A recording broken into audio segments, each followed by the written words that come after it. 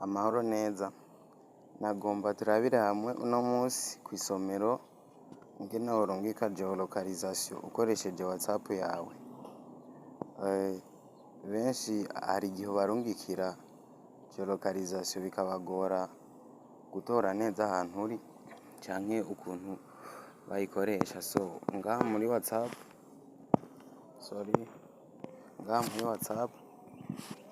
uraja muri conversation y'umuntu ushaka kuyirungikira and ugafyonda ngaha aha kuraka hama kwaka kalogo ka map biranditseko location. So hariho option zibiri, hariho share live location na send your current location.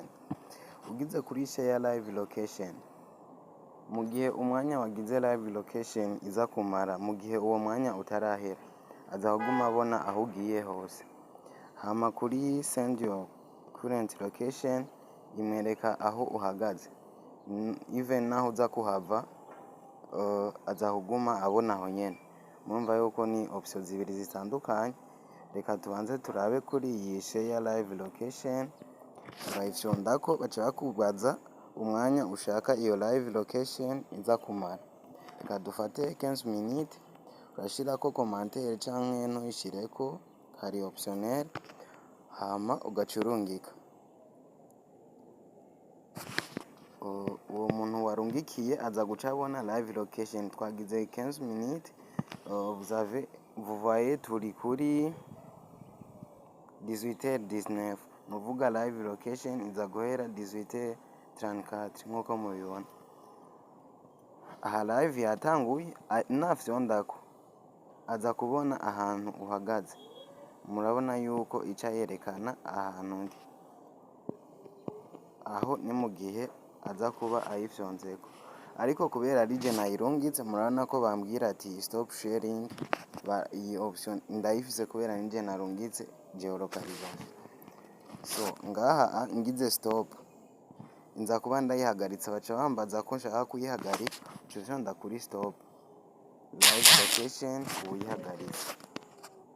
Tuje ngaha tuza gusanga baratwereka ati live location and bisigura ko live location yawe yaheze.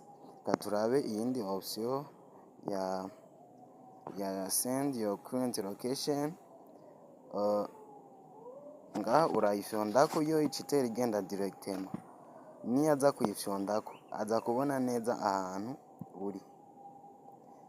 Hama ngaha munsi hariho ama option direction, start, call. Murayibona ngaha ugize kuri start, ni nkuko uba utanguye baca bakubwira voilà, izira kudirija aho uca hose kugira ushikire aho uwakurungikiye geolocalisation ari. Aka ka rouge kerekana aho ugiye, kano ka bleu nako kerekana aho uzuraca. Kubera ko ari je ndayirungitse biri kumwe kubera ko mpagaze mu kibanza kimwe, ariko nk'ubu nari ndayirungikiye uwundi muntu, yari aka ka rouge kari gupointa aho ndi jewe, aka ka bleu nako kakamwereka aho aza araca. So hope ko aka kaza kubafasha. Thank you.